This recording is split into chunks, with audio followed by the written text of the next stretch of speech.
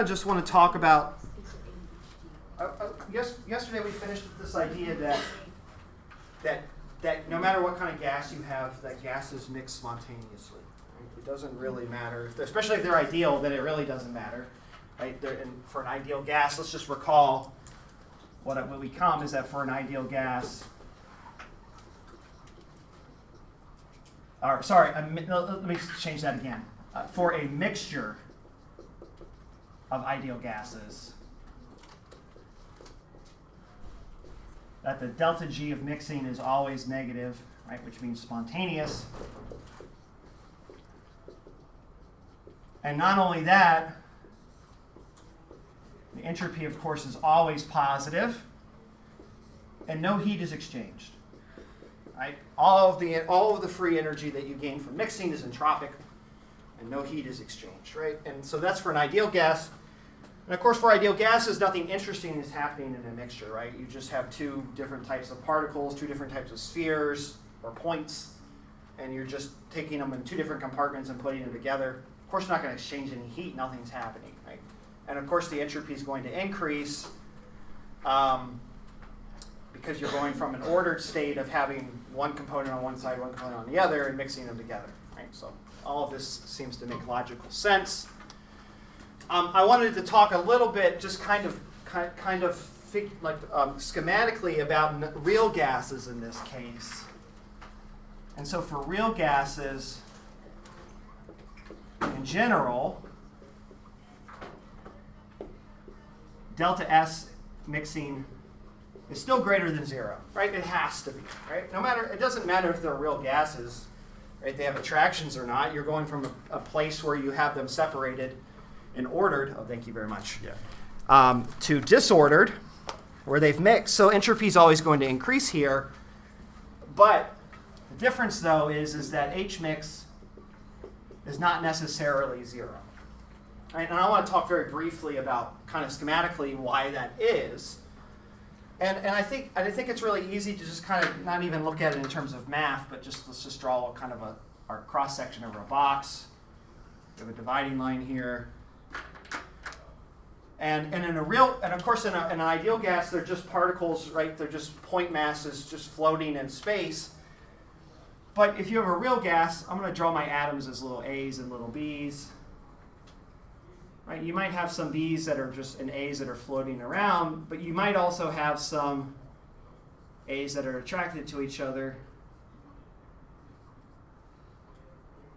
right, due to the attractions, the physical size, and so on and so forth. Right? There might be some repulsions, and there might be some attractions over here. Who knows? Maybe you have some crazy gas where you form tetramers or pentamers. Who knows? It doesn't matter. But a real gas, you're going to have some mixture of attractive, we could say formally aggregates of the gas and lone gas molecules. Right? And in general, these AA and BB attractions, or interactions, let's call them interactions to keep it general, are energetically favorable and attractive. Right? So what that means is that in order to break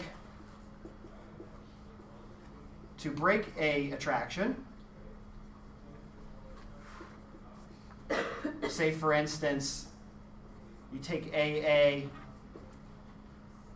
bond attracted together and break it into two A atoms, that you have to put energy into the system. This is endothermic. Right? The idea is that attractive, if you think about it in terms of a scale of energy, positive to negative, that attractions lower the energy of the system. And so in order to break those attractions, you need to put positive amount of energy into the system to break them. Right? Attractions, remember we kind of talked about this in terms of signs. Attractive interactions, bonds, and so on, whether they be hydrogen bonds, weak bonds, strong bonds, covalent bonds, ionic bonds, whatever,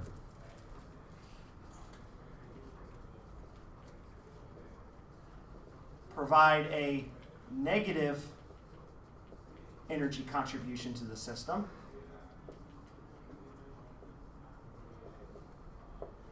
And repulsions and other destabilizing factors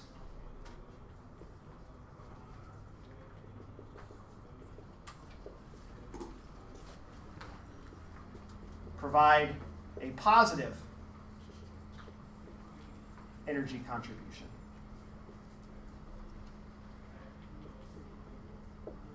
So for instance, let's look at let's just kind of look at this in terms of a graph. If I were to plot energy on a scale up and down like this, decreasing, increasing, and let's say at 0 we have 2A, and then we want to plot on this scale the energy of AA attract. The energy will decrease when you go from AA to AA attract, right? That energy gets, that you basically, the system releases energy because that energy is now being converted into potential energy stored in the attraction, so the energy drops. Likewise, if they repelled each other, instead, I don't know how to draw this, we'll just say like that, repulsion, the energy will increase. So in this case, if you go from an attraction or from two lone atoms to an attracted pair of atoms, then the delta H of this reaction is negative. Likewise, if they repel each other, delta H is going to be greater than 0, right? And this is a general energy scale that we use for bonds in general. And so if you go look at, for instance, the enthalpy of formation for this, or you take two hydrogen atoms and form a hydrogen bond, delta H is much less than 0, right? It's exothermic, right? Because you're stabilizing the molecule by forming a covalent bond, and that drops the energy of the system. And so in general, we like to think that on this scale, when you think about the energy of a molecule, then the lower the energy, the more stable it is. Right? Which means that it takes more energy to break that bond, if you will. You got to put more energy in to break the bond, right? Which is positive. Okay, so in order to break these attractions, you got to put in some energy. All right, so let's think about what happens when you mix. So you mix these two real gases together. So we open the container,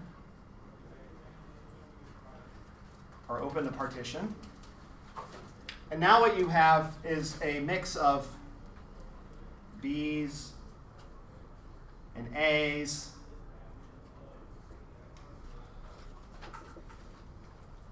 and so on. But you also might also get A-B attractions, right? So now we must consider attractions across A and B. Okay, and so we then, in order to think about, well, and so in order for you to form AB bonds, you've got to break some AAs maybe. You might have to break some BBs, right? The idea is that you have a very segregated system here where all the A's, right, it's the middle school dance, all the A's are on one side hanging out and all the B's are on one side hanging out. And in order to get them to mix and dance together, once you put them all on the dance floor, some of those AA groups, some of the dudes are going to have to walk away from each other, and some of the ladies are going to have to walk away from each other and form and pair. But that might have an energetic cost, right? Right? You know, these are all middle schoolers. The A's really like to be together, right? They have a strong attraction. Dudes have a strong attraction to aggregate together, and women have a strong, the ladies have a strong attraction to aggregate together. And so the attractive force of A and B is going to be much lower comparatively to AA and AB, or BB. Right? So let me write over here now. We have a couple of cases. One is that if AA and BB are stronger than AB, then in order to mix, we incur an energetic penalty due to random statistics that some AA or BB pairs have to break to form AB. Right? In order for them, so one thing that could happen is that you mix them and the AAs never leave each other and then the BBs never leave each other, they just stay together, but you're not really mixing them together at that point, right? There's not really a mixing occurring. Right? So statistically, in order to have a well-mixed sample, there needs to be some diversity in the attractions. You need to have some AAs, you need to have some BBs, and you need to have some ABs. You have to consider all of those elements in this mixture. Right? So in order to have a proper statistical random mixing, right, a thermodynamic equilibrium, there's going to be an equilibrium between AA and BB, right, the segregated ones with the diverse or the mixed ones. And so, unfortunately, some of the A's have to break away from the A's and some of the B's have to break away from the B's. Right? That means then that the delta H of mixing is endothermic. Right? Because you need to put energy into the system to break the AA bonds and the BB bonds to form the ABs. And so for every AA bond and every BB bond you break, you're going to get some energy back when they form AB, but you don't get as much energy back because it's not as strong. Right? The idea here is that, let me think if I can draw this on this plot. Imagine that you have 2A here, and 2B here on energy, and then in the middle you have AB, A plus B, and this is the BB attraction, and this is the AA attraction, and then the A plus B attraction only gives you a small energetic penalty, right? So in order to break the AAs, you have to gain this much energy. In order to break the BBs, you have to gain this much energy. But when you form ABs, you only return just a little bit of negative energy, right? So you have more positive input than you do negative input when you mix them properly. So if you think of, for instance, if you think this is, right, the energetic penalty to do this is 10 joules. Let's just say, for example, it's 10 joules. Let's do kilojoules, that's more physical. And here, this is maybe 8. And then this one is 5 kilojoules. Right, so in order to go from AA plus BB to 2A ... B, right, so if we think about the ordering of these, then this is going to AA. In order to break that, you have to add 10. To break this one, you need to add, sorry, this is 8, excuse me. This is plus 10. But this one is minus 5. Right, so you have to put in, for every two equivalents of AB you form, you have to put in 18 kilojoules a mole of energy, and then what you get out is only 10, 5 times 2. Right, because there's 2. Right, so you have to put in plus 18, and you only get out minus 10. Right, so the net here is delta H equals plus 10 kilojoules per mole. Or sorry, plus 8. Sorry, plus 8.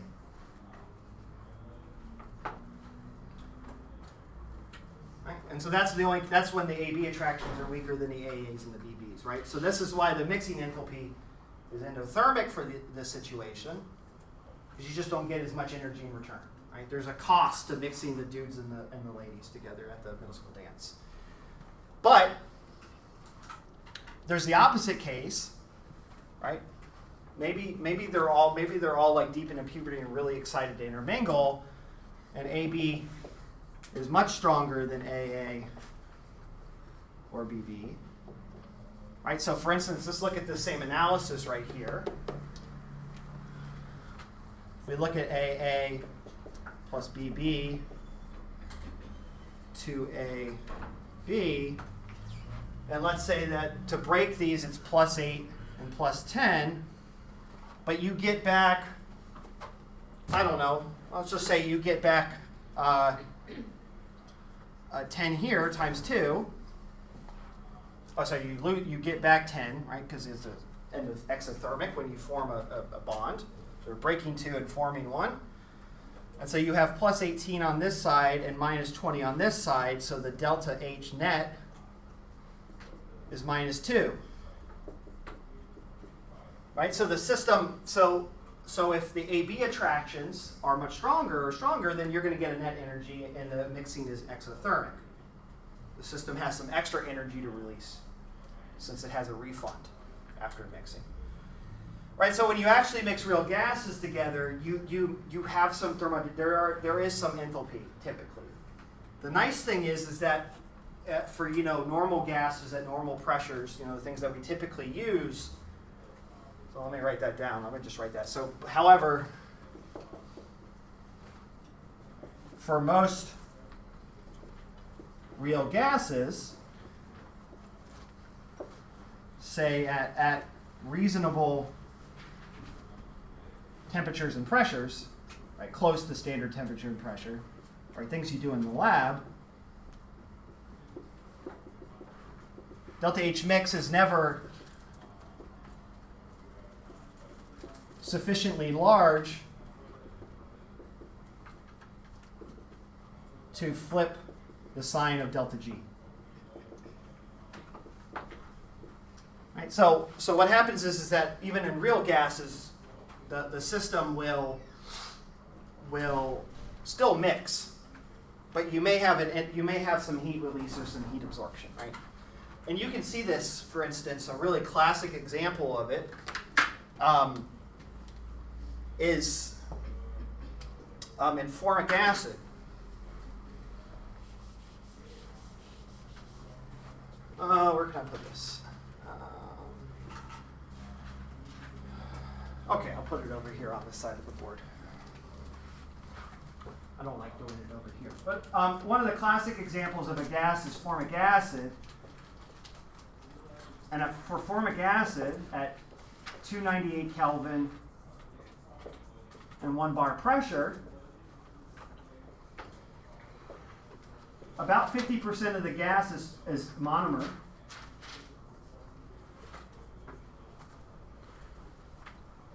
But the other 50% of the gas or a good chunk, or almost, let's say almost 50% of the gas is dimer.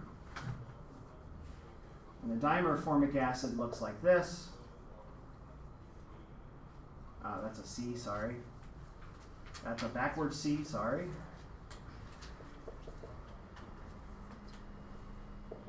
Like this, right? You form a hydrogen bond ring between the carboxylic groups. This is a very strong attraction. I don't know off the top of my head, but it's on the order of like 80 or 90 kilojoules per mole. It's a very, very strong hydrogen bond, double hydrogen bond. And because it's so strong, normal formic acid vapor, even in atmospheric conditions, formic acid is very common in the atmosphere. It's, in fact, the most common carboxylic acid in the atmosphere. There's an appreciable amount of formic acid dimer because the enthalpy here, I don't know what it is off the top of my head, I'll have to look it up, but the enthalpy of HCOOH to HCOOH2, the enthalpy I think is on the order of -60 or something like that kilojoules per mole. I don't remember the exact number, but it's on that order. It's pretty strong. I mean, it's not as strong as a real covalent bond. It's on the order of about 300 or 400. But compared to argon attractions and small weak gas phase attractions, it's actually pretty substantial. And so here you've got a situation where you have a molecule in a gas that has really, really strong attractions. And then what you want to do, though, in an experiment, you don't want just necessarily pure vapor. You may want to mix it with another molecule. So sometimes, commonly, for gas phase experiments,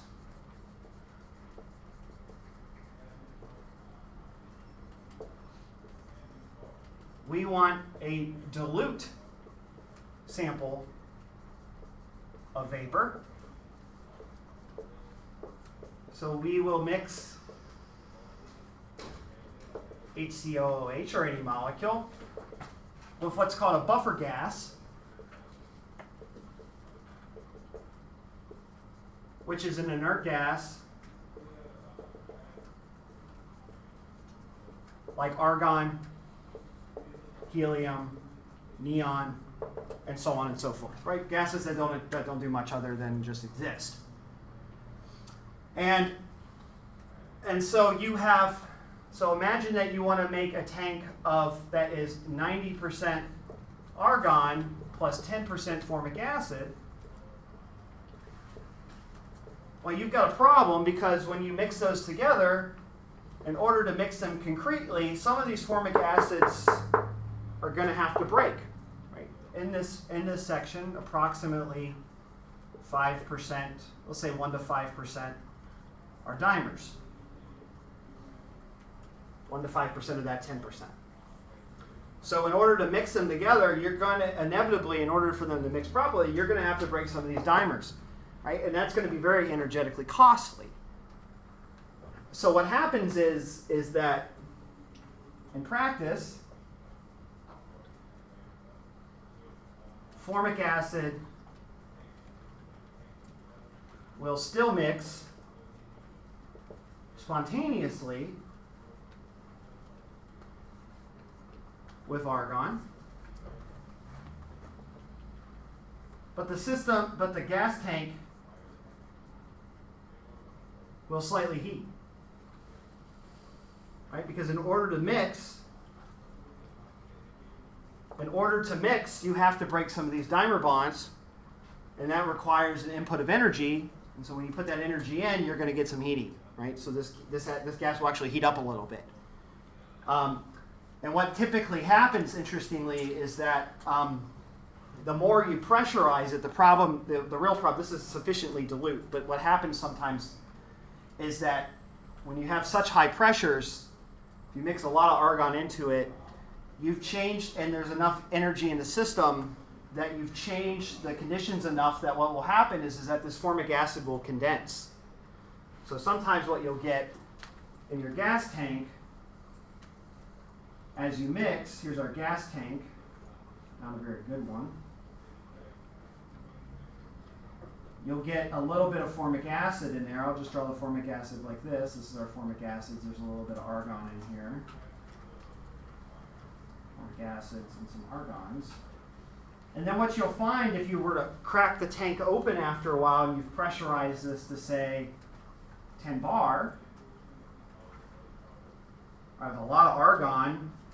Then at the bottom, let me do it with a different color. Along the edges and along the bottom, some formic acid will pull out. It'll pull and phase change. Right. So what generally happens is that when you have a gas that doesn't really like to mix ideally with another gas, what typically happens is that instead of it not mixing, it tends to be more thermodynamically favorable to just condense. So that's usually what happens is that you end up having a vapor.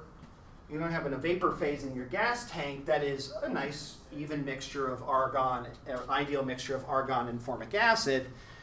And then because the formic acid strength, the bonds are so strong, you're not going to be able to disassociate all those dimers to mix it. And so it ends up being thermodynamically favorable to just condense. So you end up forming a little bit of liquid in your material, in your canister. And that happens a lot. It happens with so many molecules, volatile organics or semi-volatile organics, things like acetonitrile. So let me just write that down. Gases that often condense in dilute mixtures under pressure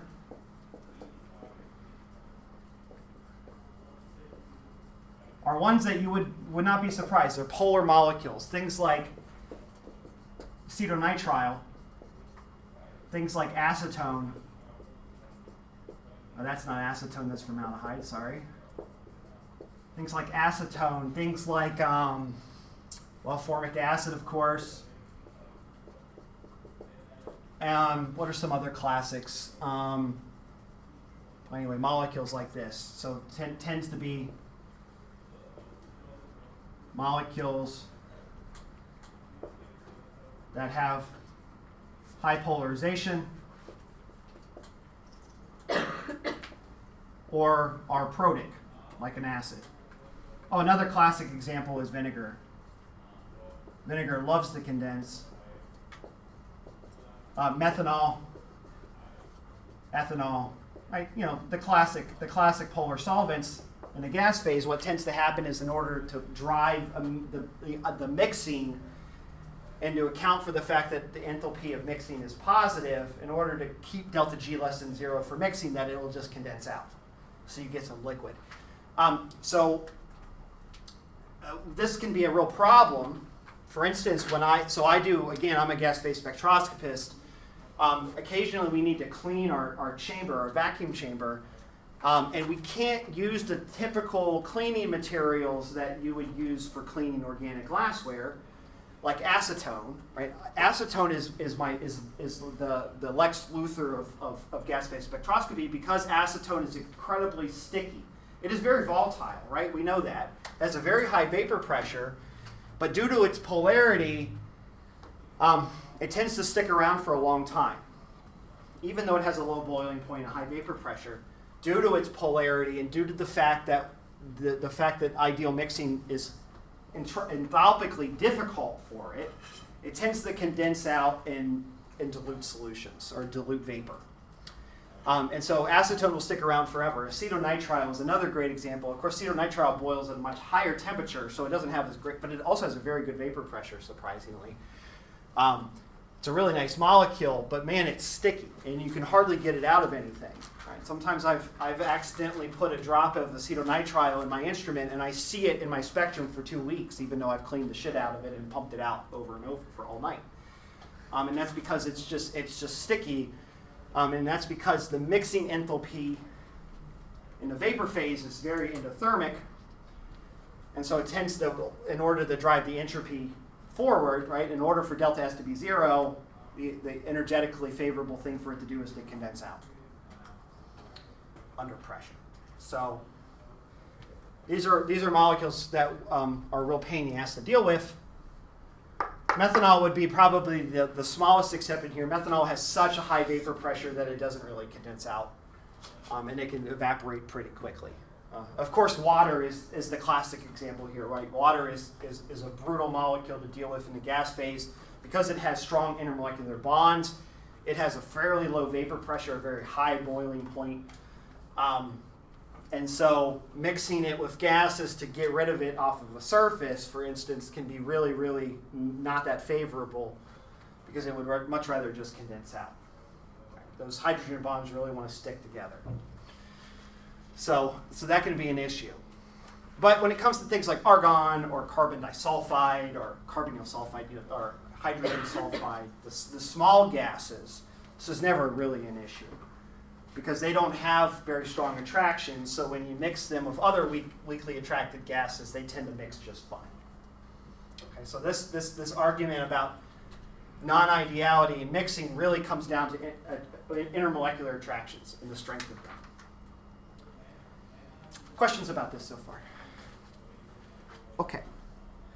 So that's what I have to say about gases. There's not really much else to say about mixing of gases. This is literally the gist of it. In general, gases will always mix. Sometimes condensation will be a problem. But in general, though, if you want to mix two gases together, you can mix them just fine. But what I want to talk about now are liquids. Liquids, unfortunately, are a much different beast. Very few liquids are ideal. There are ideal mixtures of liquids, as we'll see. But as we know, I mean, you've done this at home. I'm sure you've known this for a million years, that some liquids don't mix together at all, right? So obviously there are conditions and liquid choices in your mixtures where delta G of mixing is greater than 0. Right? If you've done the solid liquid phase diagram lab and lab already, then you know this very clearly. And I want to talk a little bit about the liquid case.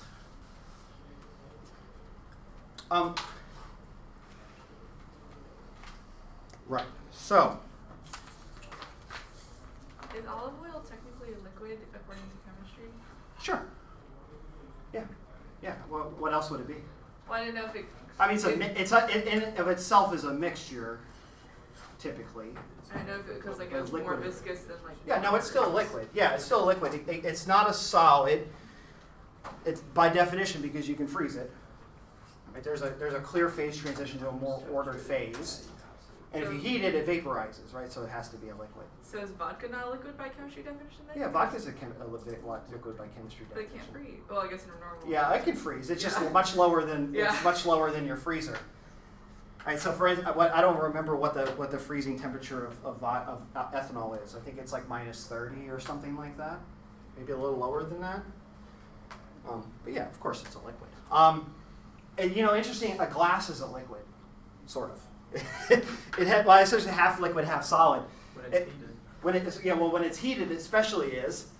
And in fact, glass does have a viscosity.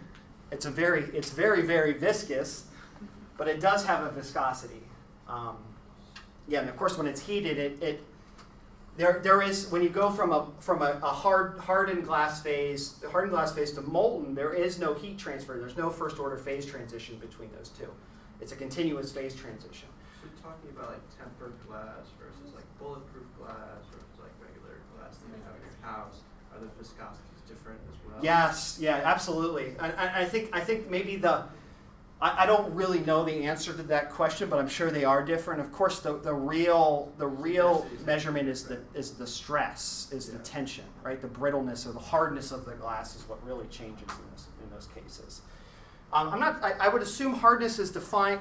Of course, hardness and viscosity have different units, and so it's kind of hard to compare them. But I'm not sure if they're correlated or not. Of course, because viscosity is the motion along the plane axis of the material, and hardness is about a perpendicular motion against it, right? So stress in this direction. So I gotta think about how those are correlated off the top of my head. But of course, glass is extremely, extremely viscous, right? You're going to wait a very long time to see a drip, but it does have liquid-like characteristics, and you see those when you heat it up. It's not a real phase transition. It's not converted to liquid because there's no first order phase transition, right? So in some ways, a glass is like a metastable critical mix between a solid and a liquid. In the same way, supercritical fluid is a gas and a liquid together. A glass is similar to a fluid and a solid together, an amorphous solid and a fluid. Is there any way to push it fully to solid, or is it just always like a solid liquid? Yeah, well, if you push it all the way to solid, it crystallizes. So if you were to take silicon dioxide and heat it up till it's molten, and then allow it to cool regularly, it's going to just crystallize out. The point of glass is that you submerge it in very cold water and supercool it. So basically, you drive the system. It's hard to explain, but it's like you drive the system past the phase transition faster than it can react to it, and it gets trapped. So you move it into what's called. So you move it. It doesn't technically turn into. You pass the place where the temperature where it crystallizes out into a crystal. But you've driven the system past the phase boundary so quickly that the system doesn't have time to react. And so you fall into this kind of, in glass, you fall into this kind of what we call a metastable state. It exists for a long period of time, but theoretically glass shouldn't exist forever. Eventually glass will have a transition to the crystalline phase, but of course the time scale of that is absurd. But technically, there is a theoretical possibility that any glass will spontaneously crystallize out in the right conditions. The energetic requirements for that to do it are tough. But the important part about glass, to make hard glass, is you've got to supercool it really quickly, right? And so if you drive the system deep out of equilibrium faster than it can respond, then it gets stuck in that state, that glassy state, and it stays that way for some indeterminate amount of time. So would the whole sheet crystallize at once? No. Or would it just slowly? Yeah, right. So crystal. Remember, so that's the important thing. The distinction between first and second order phase transitions. A first order phase transition, taking a liquid and converting it into a crystalline form, is something that occurs locally. Right. You have to have a You have to have a nucleation process. Right. You tend to form a single crystal in that liquid, and that crystal provides a region where the system can cascade the crystallization out. Maybe I can find a nice video of it, but you can do this with water. If you super cool water, if you take some liquid water and cool it really low in the right conditions, you can cool it below the freezing point. It won't freeze, but then you can say it's in a glass, for instance, right? And you can take a little spatula and scratch the glass to create a site where crystals can form, and then the whole system will propagate and cascade crystals out, even though it's a liquid. So first order phase transitions occur locally and then spread out like this. Right? That's for instance why when water starts to boil, the top layer of the water starts to boil before the bottom layer does. It doesn't all happen simultaneously. That's a first order phase transition. A second order phase transition, like a liquid to a glass transition, or a liquid to a supercritical fluid transition, occurs continuously across the entire liquid simultaneously. Right? So glass, when you have molten glass and you pop it into cooling, when it goes through that phase transition, the entire thing freezes out simultaneously in the glass. And it does so because of the fact that it does it without exchanging heat. That's the whole point of the second order phase transition. So it does it the opposite of ice, because to get clear ice, it has to be frozen for a long amount of time so that it doesn't get the air bubbles trapped. Correct. Yeah, ice in general takes time. And in fact, I sat through a talk once from there's a professor, I think she's from the University of Colorado. I can't remember her name off the top of my head, but she spent her entire career studying the molecular mechanism of ice formation. How does ice form? And it's not actually all that clear how it happens at a molecular level. But you do know that what has to happen is that in order for something to crystallize out, you have to have what's called a crystal nucleus, which is basically just some surface area for the crystal to start forming on. It's like having a catalyst, if you will. There's got to be like an initial jump, and then the rest of the system starts to go around it. And it cascades. And that's exactly what she shows. If you do computational studies on the mechanism, that there's this that nothing interesting happens until there is a random fluctuation that causes a small part of the small crystallization to occur in one region, and that gives the system enough energetic or entropic impetus to start building crystals around it, and the crystallization occurs in a cascade away from that initial point, right? That is not what happens with glass. Glass just all goes at once, right? When we talked about the magnet, the 2D magnet, the icing model with the ups and downs and the blacks and whites, we saw that transition occurs across the entire region simultaneously, right? That's the same way glass works. But a normal freezing does not work like that. Okay, it's good questions. Good questions. So I want to talk again about liquids. We'll talk about liquids probably through Tuesday. Well, I want to talk. I don't find this mixture, this liquid mixture and conversation to be all that interesting, and so I'd rather kind of tackle it from the perspective of getting to equilibrium. And last class I defined this idea of a chemical potential.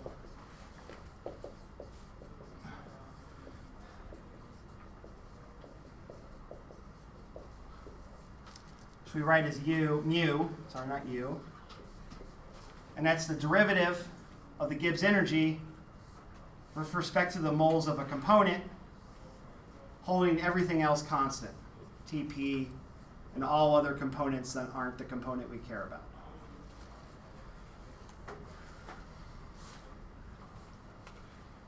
And the nice thing about this is that let's talk again about chemical potential. Chemical potential has units of joules, units of energy.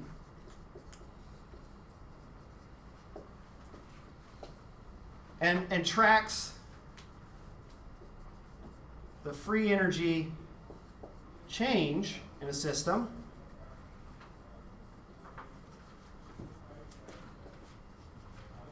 as we either move components around, like in a transfer, like a mixing or a diffusion process in space, or convert from one to another.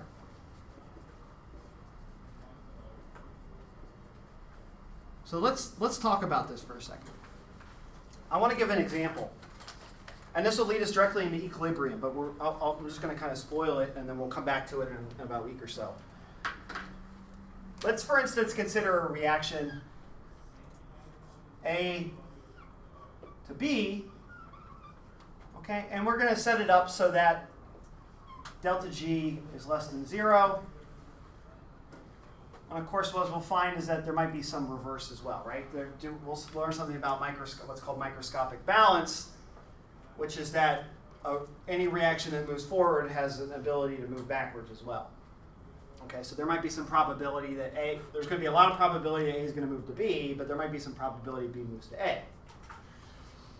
And so we can talk about delta G, but we can also talk about delta mu, which is the chemical potential of A minus the chemical potential of B. And the way that we write chemical potential, so for a given component A, is the standard state chemical potential, right? This is at 298 Kelvin and 1 bar, for instance, plus the mole fraction of A times ln XA. I forgot an RT, sorry, there's an RT in here. RT XA ln XA. And mu B is the same. There's a standard state potential plus a term that's dependent on the mole fraction as well. So now what I want to do is I want to track these chemical potentials as a function of the reaction progress, right? We're going to start with just A, no B, and see how the system progresses. I need a couple colors for this. So let's track along here XA, the mole fraction of XA in our mixture. And on one axis in red, we'll track mu A, the chemical potential of A. Let me use a color that's better than green for this. And on this axis, we're going to track the chemical potential of B. Right? This is just an energy. Right? And it's the same concept of gravitational, any sort of potential energy. Right? This potential energy is the potential energy a component has to do something that changes the number of moles in a system, right? That could be transport, right? The impetus of one molecule to diffuse to another place, right? It also might be a reaction, right, where A has the potential to move to B, to convert to B, right? Either way you can think about it. Something that changes the moles and we can track the energy with it. Either way is fine. You can use this for diffusion, transport, and reactions. And so let's start at the beginning of the reaction, where the mole fraction, let me just write it here. We'll say this is 1, 0.5, and 0, x sub A. Okay, so the reaction begins here, where the mole fraction is just 1, right? There's only A in the mixture. I'm going to need red for this. All right, and we know that the system wants to proceed forward. Right? The system, the way that this works is we know that if this delta G is less than 0, that A wants to convert to B spontaneously. Right? So at XA equals 1, the chemical potential of A is maximum. It's large. And so, and let's recall that the minimum energy principle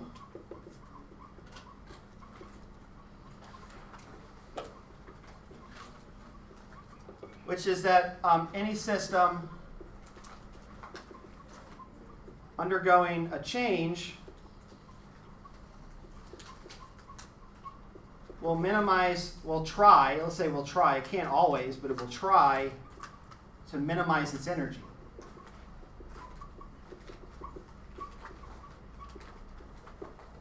Okay? And so I often say that molecules are lazy. They want to be at the lowest possible energy. And they're also messy. They want to be at the highest possible entropy. Right? So they're the classic, they're just like me when I was a teenager, lazy and messy.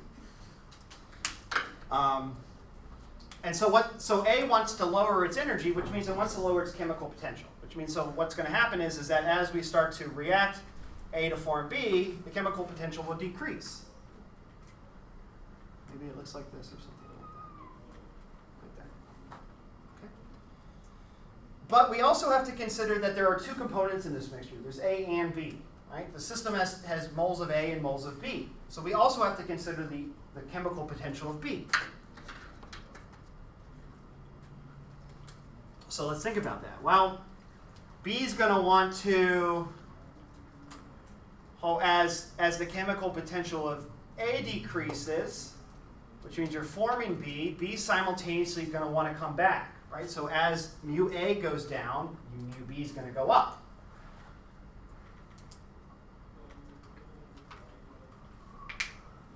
Like that. Right? So as you form more B,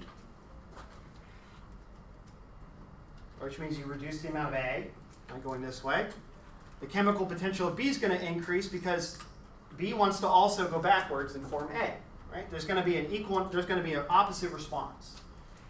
Right? So as you convert, you're basically converting, as you convert moles of A into B, you're transferring potential energy, chemical potential from A into B. So as A goes down, B goes up. Right? And so let's say, for instance, we drive the reaction here. Let's say we stop the reaction here and ask the question where, so I'll assign this 1. Stop here, what's going to happen? Well, the system, mu A is going to be like, well, A is going to be like, well, we can still keep going, right? Because the chemical potential of B is really low, and we can still lose a lot of the chemical potential, so it's going to keep moving this way. Right? But let's say, for instance, we start here, and let's look at the chemical potential here and here along both graphs. Well, the problem here is that now the chemical potential of B is larger than A, and so B is going to want to roll back down. Right? There's more potential in B than there is in A, so that means the system wants to roll back towards A. Right? But if you go too far towards A, it's going to want to roll back to B. Right? So you've got, in some ways, you've got a ball rolling this way. It rolls up the hill, and then it wants to come back down again. It's going to roll back and forth. Eventually, it'll settle. Right? It's going to settle at a point. Not points where they cross. Right? Here, mu A minus mu B is equal to 0. There's equal amount of potential for A to convert to B as there is B to A. They're both happy. Right? And so A to B will progress until mu A is equal to mu B. Right? Which means that delta mu, which is mu A minus mu B, is equal to 0.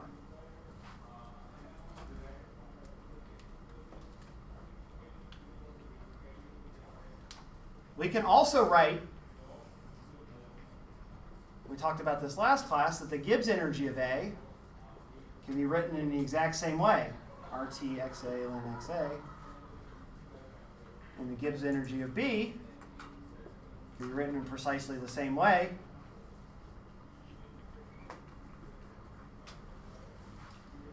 So this also means delta G is equal to 0.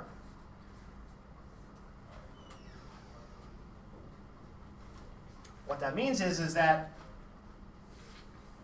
delta mu equals 0 implies equilibrium.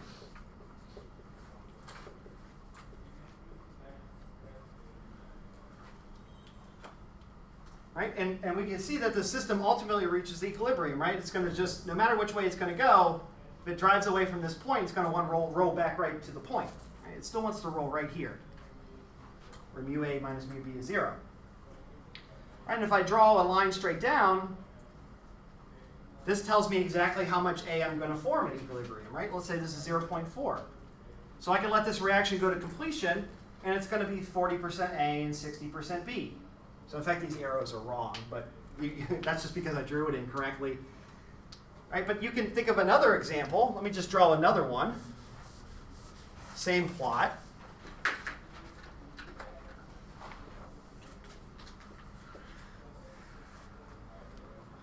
Mu B, mu A.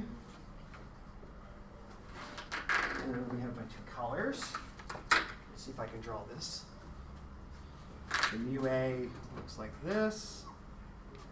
And maybe mu B looks like the cross really high up, something like this. Like that.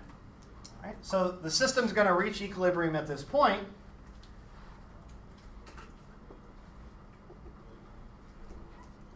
Which might be about 0.75, right? So this would be a product favor reaction, right? The system is driving itself towards equilibrium where the potentials are equal, somewhere where there's more A than B, right? XA, which means that XB is 0.25. Right, so you can have a 75-25% mixture. Right, so we've already done equilibrium right here. We haven't calculated the constant, the equilibrium constant yet. We haven't done any of that yet. But in terms of physics, in terms of energy flow, this is all equilibrium is that there's some impetus, energetic impetus, for molecules to either move moles from one place to another, like say in transport, or to react from one to convert to a different species, like in a reaction.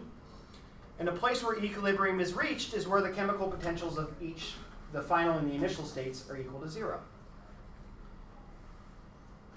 We'll come back to that. We'll be able to classify this and then make what we call an equilibrium constant, where we can measure the relative concentrations of A and B where the chemical potentials are equal. So an equilibrium constant, I'll just repeat that. I won't write it down because we'll come back to it. Equilibrium constant is the ratio of mole fractions or concentrations where this is satisfied. And of course, if the equilibrium constant is greater than 1, that means you're generating more B than A. And if the equilibrium constant is less than 1, it means you're generating more A than B. So we'll come back to that. Would X of B or X of A be given to you normally, or? Well, not necessarily. I mean, so the important thing is that mole fraction is like a concentration, but we don't have any volume associated with it, right? So it's completely general. So if you knew what was in your mixture, and you said, okay, my mixture is 0.4 molar A and 0.6 molar B, then it's very easy to convert that into XA and XB. That's a really simple case because the total moles is 1, so it's 0.4 and 0.6. Right, so mole fraction is like a volume independent concentration. So yeah, so the idea is that if you can measure the concentrations of your product and your reactant, you can immediately calculate X of A and X of B by calculating how many moles you have and the volume that you have, and then dividing by the total number of moles, which is just the mole fraction. Right. So the reason why why we use concentrations though is because, as we'll find out, that equilibrium constants require you to specify an environment, if you will. Right. There's going to be a different equilibrium constant if you measure concentrations in terms of, say, partial pressures, like we do of gases. There's going to be a different equilibrium constant if you measure in terms of molar concentrations, or it might be a completely different unit if you measure them in terms of mole fractions. Okay, so equilibrium constant, we kind of specialize this idea of chemical potential and mole fractions into something that's more appropriate for the system that we're looking at, the process we're looking at. Well, this is just a schematic way to show equilibrium, so I just wanted to get to this. But we can use this to talk about mixtures as well. And we'll see that as we go through this. What I wanted to add is that we can improve our we often write Gibbs free energy. Right, we always write Gibbs as H minus Ts, or dG is equal to VdP minus TdS. Right, but now we have an additional energy term that's dependent on moles. Right? G is dependent on mu. Right? Gibbs free energy. Imagine, right? I haven't said anything about change in pressure. Or sorry, this is SDT. I'm sorry. Right? This is at constant temperature, constant pressure. Right? I haven't changed temperature. I haven't changed pressure at all. Right? So if I haven't changed those, then Gibbs energy hasn't changed at all. Right? But I've just shown here that as we go through this reaction, Gibbs energy is very much changing because the chemical potentials are changing. Right? So in some ways, this equation is incomplete. This only tracks pressure and temperature change, but it also needs to track molar changes too. All right, so we're going to add a term to it. And this was one of the great things that Gibbs came up with, is that free energy isn't just a function of temperature and pressure, but when you have multiple components, it's also a function of the components itself. Right, so what Gibbs realizes is that, so this works for single components, component mixtures. But as we see, that the free energy is going to change even if we don't change P and T, because of the moles moving around, right? This chemical potential. So we have to include the chemical potential here. So Gibbs comes out with a brilliant idea. He says, let's add terms. Let's say, well, if the regular Gibbs energy doesn't tell us enough information, let's just add things to it.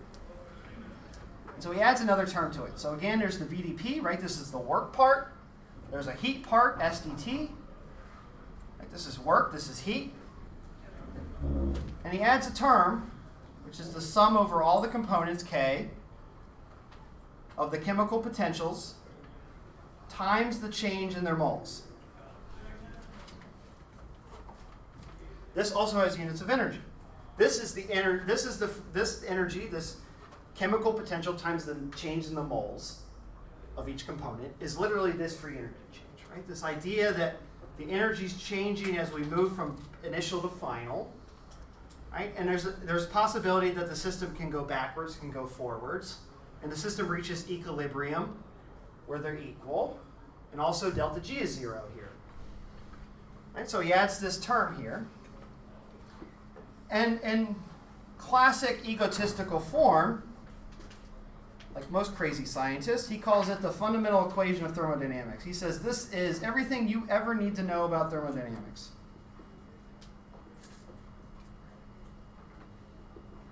Right? And it encapsulates everything that we need to know. Right? It encapsulates work, changes in pressure and volume, encapsulates changes in thermal conditions, right? Entropy, heat, and encapsulates changes in moles, right? Changes in the components of your mixture, right? For instance, when we react things, right? Imagine that we did a reaction, A to B, and it's isothermal, isobaric, dP is 0 and dt is 0. If we didn't have this, then dG is always 0. Gibbs energy is always 0 at constant temperature and constant pressure. But we know that not to be the case, because even at constant temperature and constant pressure, you take A, it's going to spontaneously react to B, which means there must be a component of the Gibbs energy that's negative that's driving this reaction. But these are 0, because dt and dP are 0. But we know Gibbs changes because A is moving to B, so there must be another term. And that's this term right here, the potential. Right? Gibbs energy is a function of temperature, pressure, and moles. Amount of components. And so that's really powerful, right? That means we can track energy in reactions and in transport We don't have to worry about temperature. We don't have to worry about pressure. They can be constant. All we do is track the way the moles flow from point A to point B, whether that be through a reaction or through transport or whatever.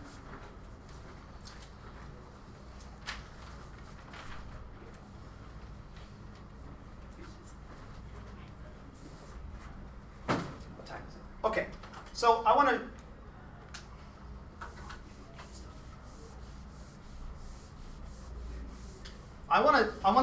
I just want to hold on to this for a little bit. And I want to kind of close out our session coming back to mixtures. Right? We're going to tackle mixtures of liquids. And I just wanted to talk a little bit about the energetics. And then I kind of want to look at ideal and non-ideal mixtures of liquids because they're much more interesting and much more complicated than gases. So I want to do an experiment. Something that you can show.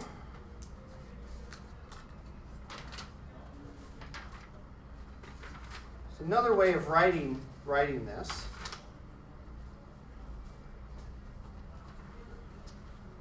Another way to think about this is let's look at a mixture of two different liquids. So here I'm going to measure two different things. I'm going to mix ethanol and water.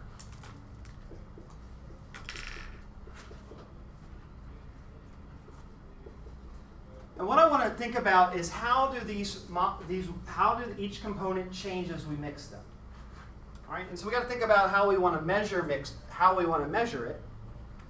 What's a good way to measure the structure of a liquid, kind of a classic way? And one way we can do it is to think about the density of the liquid. Right?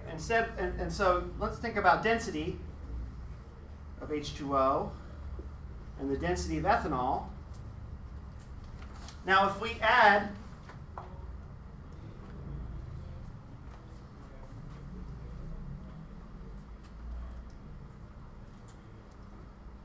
and then likewise we can take 1 over these and we can think about the molar volumes of ethanol and the molar volume of water. Right? How many milliliters does 1 mole of these liquids take up? Okay, and so what I'm going to do is I'm going to make mixtures of ethanol and water, and I'm going to ask the question of what's the density of the water component, what's the density of the ethanol component. Okay, so let me draw some tick marks.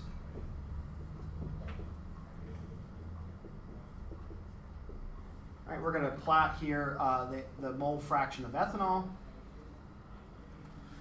And on this curve, let me do it in another color just so I can color code the curves. The molar volume of ethanol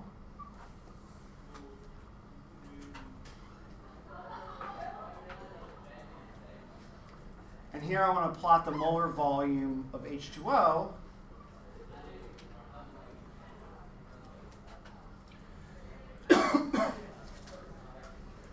Let me draw some 9s here. So this is in units are in milliliters per mole.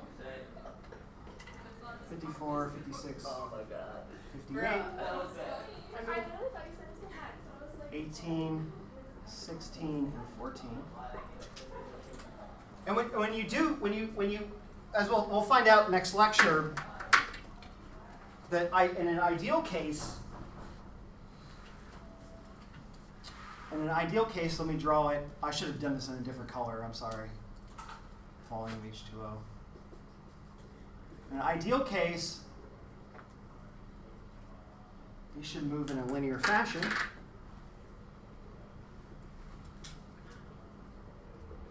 Like so.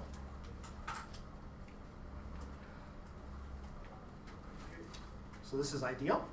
And then I'm going to go and measure. No, I'm sorry, that's not true. That's not true. In an ideal mixture, they shouldn't change at all, right? If they're ideal, they're going to be exactly the same, right? So they're going to go with this, 18 and 58, like that. So they're going to be like that, right? They're just going to add together, nothing interesting happens. But what happens, it turns out what happens is very interesting. water, this is the water curve. The water curve at around 0.2 mole fraction bumps up really high and then decreases this as you dilute it. And ethanol starts where you would expect it. It's kind of flat, and then it lowers down and has a huge negative deviation at dilute solutions. Well, obviously this is not ideal. When you mix water and ethanol together, their densities change, right? And that means that the packing of the molecules inside of the ethanol and inside of the water changes dramatically. And I wanted to focus in the last 5 minutes on this region right here. Let me do it in another color. Right? If you notice, we have a huge negative deviation for ethanol, which means that it takes less milliliters to fill a mole, which means ethanol is more packed here. And it takes more than 18 milliliters to fill a mole of water, which means water is extra not packed at this point. Right? Water is more dispersed than you would expect, and ethanol is considerably more packed than you would expect. Right? This does not happen with gases. As far as we know, gases just basically add together pretty evenly. It gets worse as pressure increases, but in general, for liquids, this always happens, right? You always have these weird deviations, especially for mixtures like this. And it's never very clear what the molecular reason for this is. All right, and as next class we'll talk about the theory of why these deviations occur. But I wanted to talk just very briefly about the structure, the internal structure of the liquid that causes this deviation. And it comes down to the same concept of our middle schoolers at the dance. That at this region where you have very dilute ethanol and a lot of water, there is a very strong energetic impetus for the liquids to segregate. And in fact, so spectroscopists have studied this for a long time, this mixture of ethanol and water. Why do they have such a strong deviation to each other? And in fact, when you look at the spectrum of water, you look at the structure of these mixtures, what you end up finding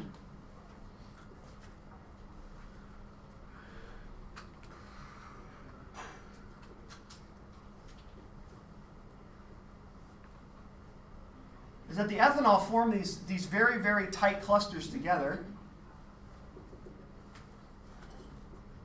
Just for example, something like that. It's actually, we should probably put 4.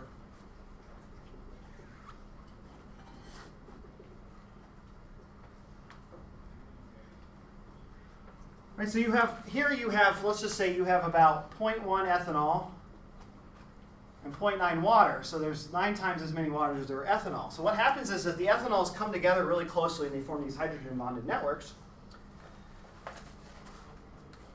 Right? That makes them more compact. Right? They want to come together closely. That will reduce the amount of volume or increase the density of the ethanol, right? Because they're more compact. And then the question is, well, where the hell do the waters go?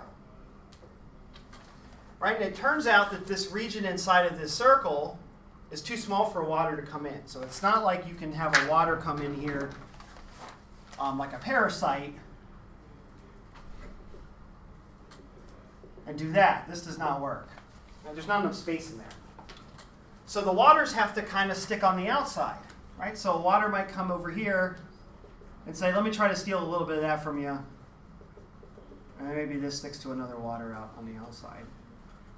And maybe it sticks here. Like that, and so on and so forth. But as you can see, there's not a lot of places for the water to intermingle with the ethanol. So the ethanol compactifies and makes these nice concentric rings, and the water's going to be like, well, if I got to mix with that, I got to get as close as possible to it, and it just can't because the oxygens are all basically taken up by the hydrogen bonding rings of the ethanols. The ethanols are doing their little dance together, and all the waters can do is cycle around. And the problem is, from water's point of view, is that the majority of the surface area of the water, or the ethanol, are hydrophobic. Even more so,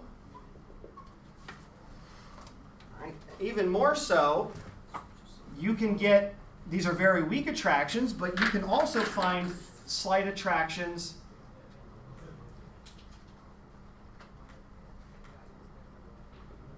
like this, where the hydrophobic parts come together nicely.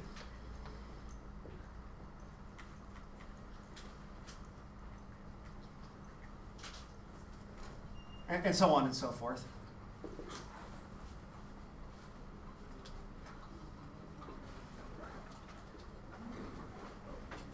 All right, so the ethanol has two kind of thermodynamically good reasons to aggregate together. They can form these hydrogen bonds together, and then the aliphatic groups stick on the outside. Right? They're like the bodyguards, and the water can't get in, and the water has no interest in these ethyl groups. Very poor attraction. In fact, the attraction between a water and this group is weaker than the attraction between two of the same groups, two of the ethyl groups. That attraction is, though weak, stronger than it is between water and that. And so the water the ethanol compactifies, and the water has to spread out because it can't get stuck into that group. Right? So you see these huge deviations. Right, so starting next week, we'll look a little more carefully at these mixtures, and we'll start to see extreme examples of this as well as ideal examples where this isn't a problem. Okay? And of course, that's just a matter of the material and the chemical, but we'll look at all the different cases there. All right, have a lovely weekend. Enjoy your weekend off of CHEM. What do I always have to do? You want to get a few lunch?